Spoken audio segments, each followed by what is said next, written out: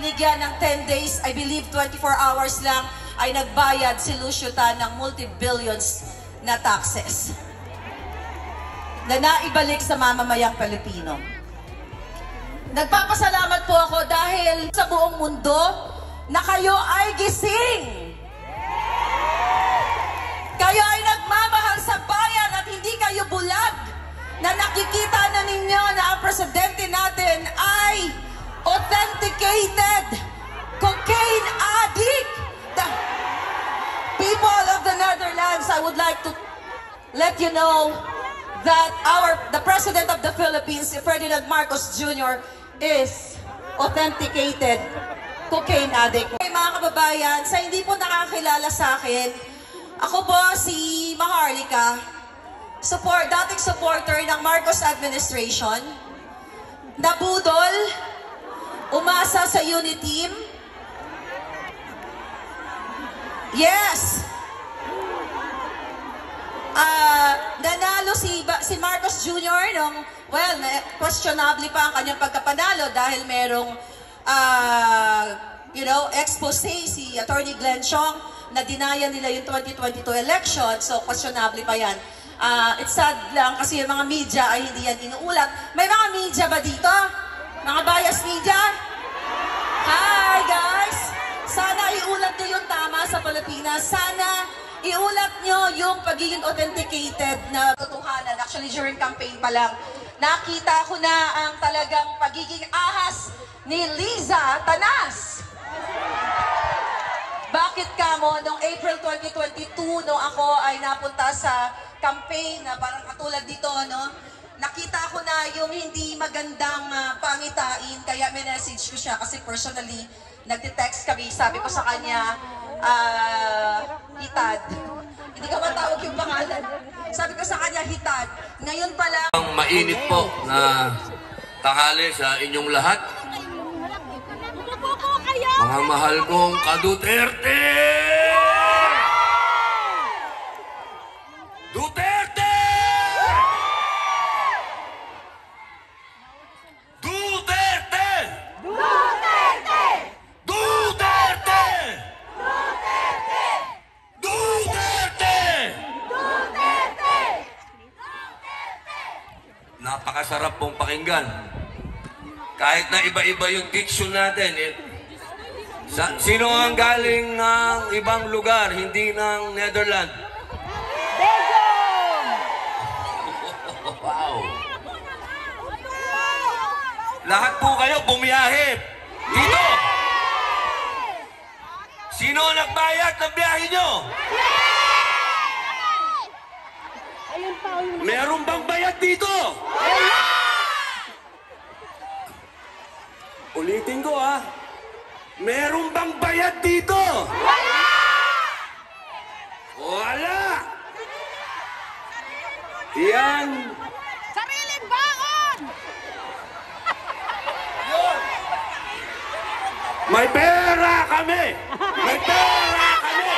May pera kami! May pera kami! Ang sarap matinig nun Merong mapera kami.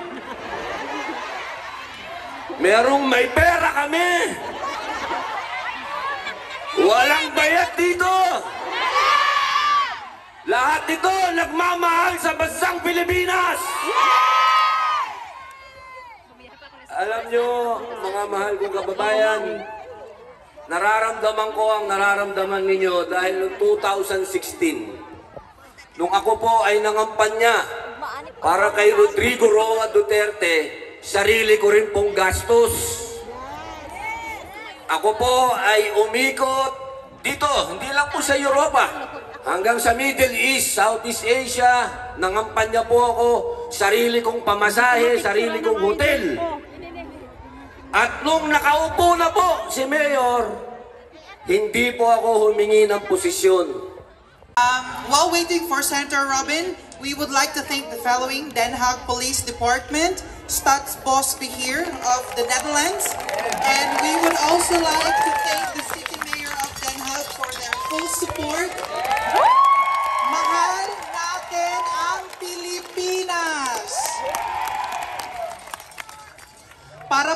kalusugan, ang sinabi ni Maharlika, we, the Filipino people, who deeply respect and support our former President Rodrigo Roa Duterte, we humbly appeal for his immediate release and safe return to the Philippines. President Duterte dedicated his life to the service of the nation, leading the unwavering commitment to peace, progress, and protection of the Filipino people.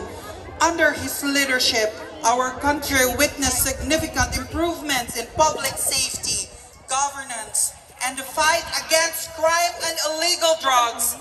His policies, though firm, were always rooted in his deep love for the Philippines and its people. 3. Happy birthday to you. Happy birthday to you.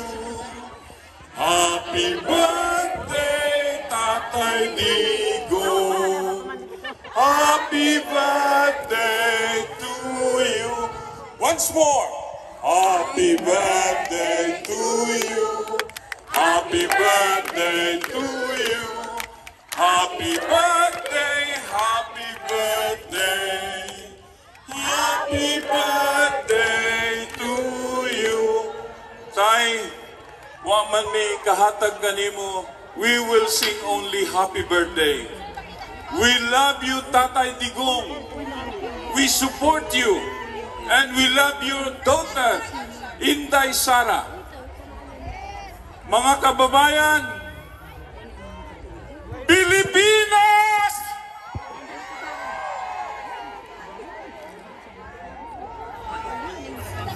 Walang tatayo ah. Pilipinas! Sabayan natin ang kanta.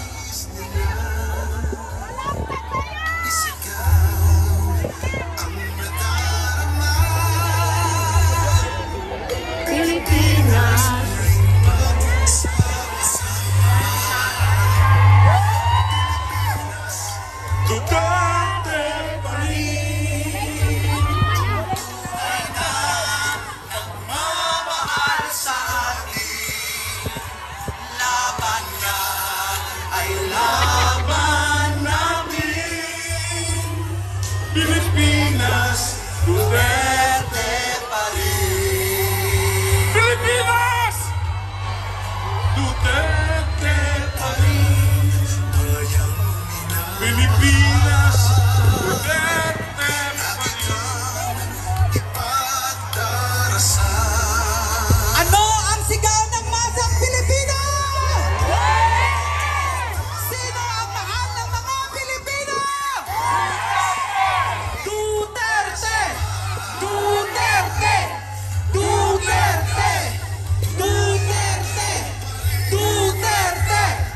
Duterte!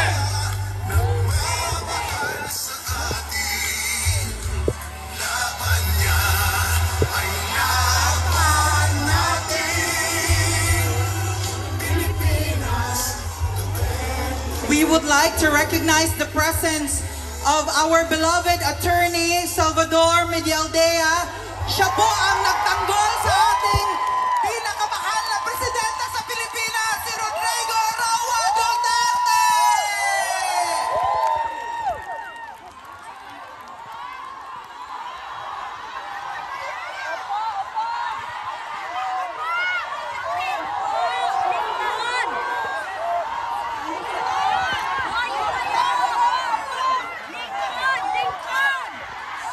Dea, dating Executive Secretary ni Pangulong Rodrigo Roa Duterte. Alam po ninyo, di ko talaga kayang pumunta ngayon dito dahil sa aking kalagayan. Pero meron lang ako isang bagay na gustong i-share sa inyong lahat. Makinig po tayo. Ito po yun. Tinatawag nila ako na best friend ni Duterte. Hindi. Ang tunay na best friend ni Duterte, ikaw, kayo. Alam ko po yun dahil sa 6 na taon na pagsilbi niya bilang Pangulo ng ating bayan, iisa lang ang kanyang kaibigan. Ang kaibigan niya ay ang taong Pilipino. Kayo. Mahal niya kayo. Isa lang ang hihiling ko. Pagdasal niyo lang siya at suportahan natin itong laban na ito na dapat kung kailangan may hustisya, dapat ibigay sa ating bayan. Yun lang po. Maraming salamat sa inyong lahat at sabay-sabay tayo pagdasal si Pangulong Duterte. Salamat po. Duterte! Duterte! Duterte! Duterte!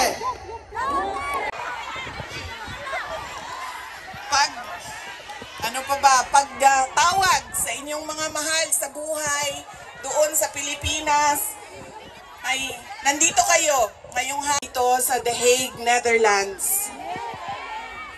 At syempre,